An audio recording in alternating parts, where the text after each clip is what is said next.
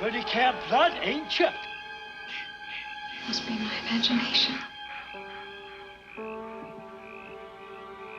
It's got a death curse.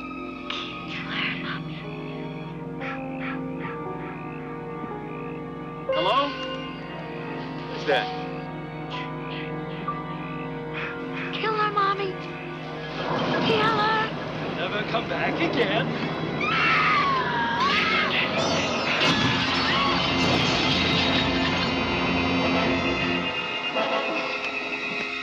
And he's still there. In the early 70s, I made a horror film with Wes Craven called Last House on the Left, which had some notoriety and some success initially.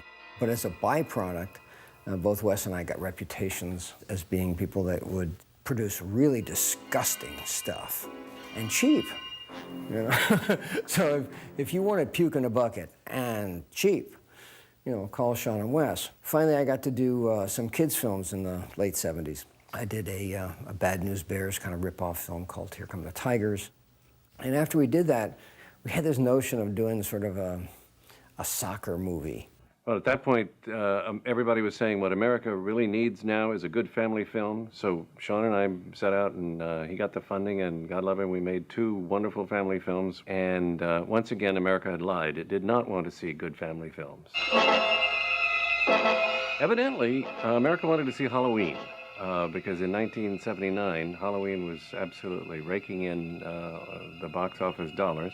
I was playing around with titles, and one of the titles that just came into my head at the time was Friday the 13th. And out of frustration, I said, Friday the 13th. Christ, if I had a picture called Friday the 13th, I could sell that. He said to me, I'm going to make the scariest picture ever made. It's going to be called Friday the 13th. So, and I said, well, who am I to question? And I went to school basically on the movie Halloween, saw it once, figured out what a good horror film would need. First of all, you have to start with a prior evil, something that happened a long time ago that was really bad. Then you have to have a group of adolescents, or slightly post-adolescents, who are in an environment in which they cannot be helped by adults. The other thing I learned from Halloween is that if you make love, you get killed. So I had to figure out a way to do that. We took out this ad in Variety that said, Friday the 13th, the most terrifying film ever made, was a great big block letters crashing through a mirror. He was very open about the fact that he was definitely going to make people sit up and watch this movie. Ta-da! Sean and I talked about all the possible places that it could be, and I came up with a summer camp. How far is it to Camp Crystal Lake? They have to watch themselves be thinned out one by one. I had some theater owners from Boston who had invested initially in Last House on the Left, and they came in for a meaningful chunk. With all of that stuff in hand, suddenly I was able to raise the money to make a picture called Friday the 13th.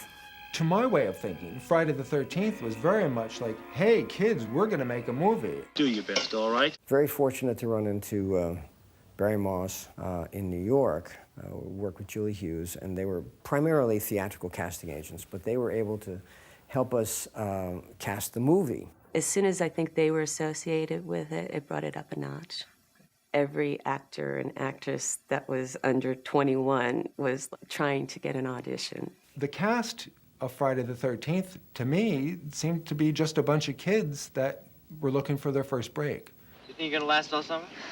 I don't know if I'm gonna last all week.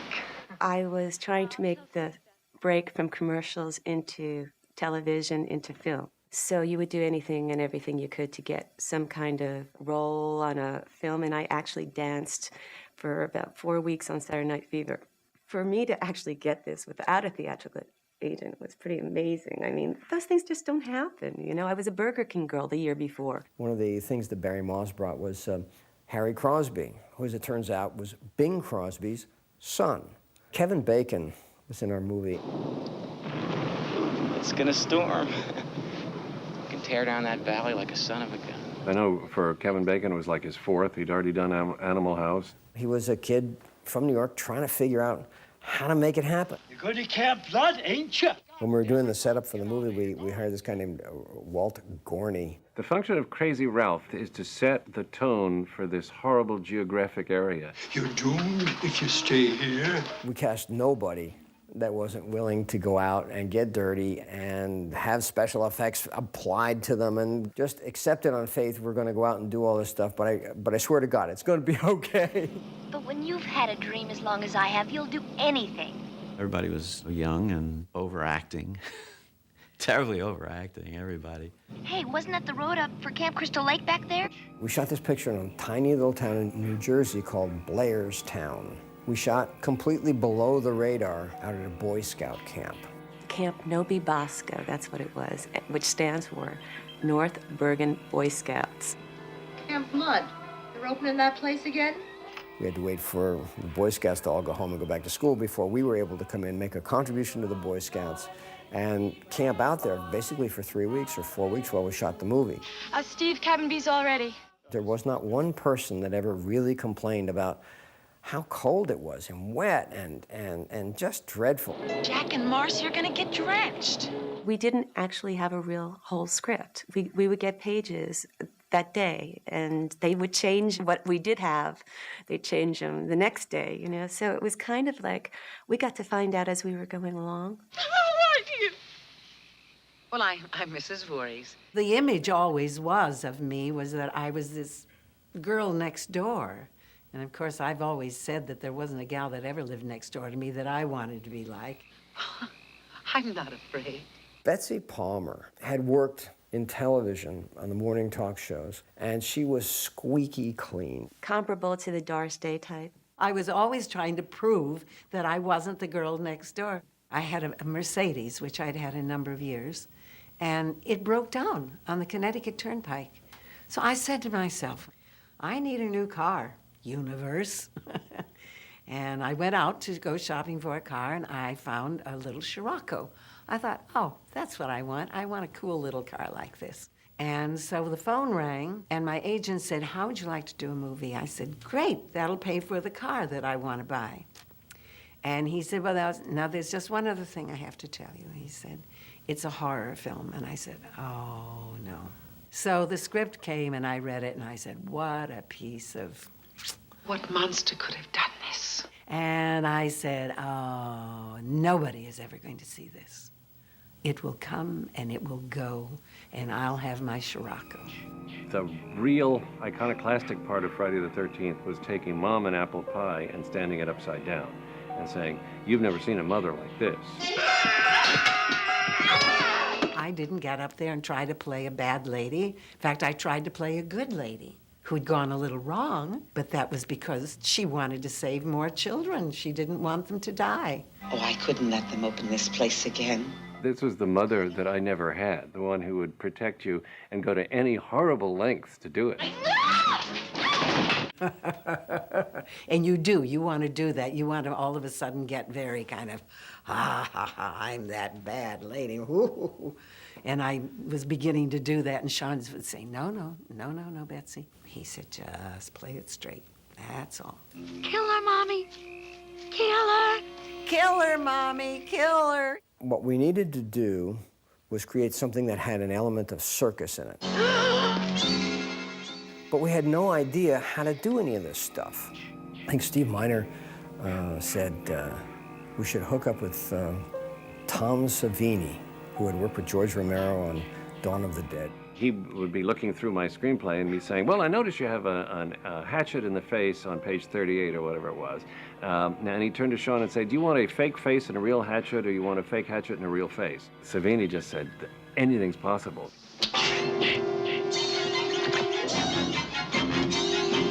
It was a highly technical special effect that literally they could only shoot once. I mean, when that arrow comes through and the blood squirts up, and Tom Savini is underneath the cot, and he is squirting blood into this tube with this plunger so that it can come up through the fake rubber chest. After the shot, Sean says, cut, and everybody applauds, and Tom Savini comes out from underneath the bed covered in blood, and it's sheep's blood, and it's going like this, and it's just awful. And somebody says, what happened? And he said, well, I started to hit the pump, and the fitting gave way, So blood was going all over the place, so he had to literally blow on the pipe to make the blood come up through the arrow and then look like Kevin Bacon was squirting all over the place. If you're going to sit there and blow sheep's blood up through a tube in Kevin Bacon's alleged chest, you're giving a lot. And then, of course, you get the one shot with the hatchet in the face, which is, of course, the styrofoam hatchet glued onto the real face. And that was the other thing about it. You waited for the next one to happen. It's about the build-up to the tension. It's about the don't go in there. It's about, oh, don't go in there. Can I help you? One of the most memorable aspects is the music. It's iconographic now. It's that tss, tss, tss, ha, ha, ha, shh, shh, shh, shh, ha, ha, ha, ha, ha. People come up to me, oh, you did. And everybody thinks it's cha-cha-cha. I'm like, cha-cha-cha? What are you talking about? I got this idea from the picture. There's a close-up of Betsy Palmer's mouth. Get her, Mommy. Get her. Kill her. The mouth is going, kill her, Mommy. Kill her, Mommy. So I got the wacky idea to take kill her, Mommy, the first two letters of kill, K-I, and ma, M-A. And then there was a gizmo we had called an echoplex, which we were using a lot in the film. Kill her, Mommy. Kill her. I went to the microphone, and I don't know why, but I just went, and it went, then I went, and whoa, I went, that's pretty spooky. So I think it's obviously a success because everybody remembers it. It was really important that we rehearsed those scenes because we were really using pokers, and really using frying pans. They were not props. I mean, they were props, but they were real props. There was one moment when I was supposed to smack Adrienne, give her a in the face. And on stage, of course, you do. And you're careful. You cup your hand and you get it along the jawbone so you don't break them, their jaw. And when we actually came to blows, I got a real smash across the face. Oh, Sean! She fell to the ground. I said, did I hurt you? She said, oh. He said, what is it? What is it? I said, we were just rehearsing the scene. And I said, you hit somebody when you're going to on stage. He said, no, Betsy. You don't hit anybody in the films. I remember after I had the fight on the beach where I lost my head. How in the world can we do this? Chop somebody's head off and make it look as if it actually happened. That night, he made my mock-up of my head. Straws up my nose, all this gunk and goop going on my face. He was baking Betsy Palmer's head in the oven. It's like it was so bizarre. You wind up building up her shoulders and put the false head on top of it. I know that Tommy Savini wielded the machete, but it's amazing how real that looks. Ooh. It was really disgusting. And we were at the last penultimate draft, and Sean said, Victor, we need a chair jumper for the end. And I said, okay, and I went back to my drawing board and borrowed from all of the best horror films I've ever seen. And so we have the dream sequence with Adrienne King floating around in that rowboat, and then the hand coming out of the water, and it's Jason. The ghost story is over, so you can turn on the lights. So Dawn comes up, and she's on this beautiful placid lake. When the kid comes up out of the bottom of the lake, he comes up musically at a point where it's also unexpected. Then you had the audience. The part of Jason, we wound up hiring Ari Lehman. He came out and did it. We were both so cold and freezing. They had the heaters there, and they had towels as soon as we came out. And we did it a few times. And I'm going, Sean, are you sure we want to do this again? He goes, we're going to get it. We're going to get it right. Don't worry about it. This is it. But I certainly did not suggest in that scene that he was hydrocephalic or deformed in any way. Tommy Savini showed me this Polaroid, and I didn't have my glasses on at that night. And I said, now who is this? He said, oh, that's your son, Jason. I said, why does he look so strange? He said, oh, he's a mongoloid. I said, what? I said, that wasn't in the script. He said, no, but they thought he didn't look weird enough, so we were making him up. Because of the nature of the nightmare ending, and because Sean had Tom Savini on board as such a fabulous makeup artist, they turned him into sort of a monstrous-looking cretin. I mean, he just looked awful. We had screenings for ourselves, but then we had the first screening that I recall for Paramount. And if you recall the ending, when that head pops up, I swear people just jumped out of it. And I think that's the thing that sold it. And the next thing I know, Paramount has bought the movie and is going to do this massive release in all these theaters. And I'm going, wow. Warner Brothers took foreign distribution, Paramount took domestic. At that point, Frank Mancuso was running distribution for Paramount. And he made a choice to take this no-star independent film, release it nationally with a national budget, and see what happens. And the notion of doing an independent film that would ever be released nationally had never occurred. The opening night on Broadway, it was just packed. It was packed. What are all these people going to see this movie? Do they know what they're going to see? I guess they did, you know. Man, they jumped every single time something happened. There were real screams. Screaming, running out of the theater in the middle of the film, just screaming and yelling. Come on, you guys.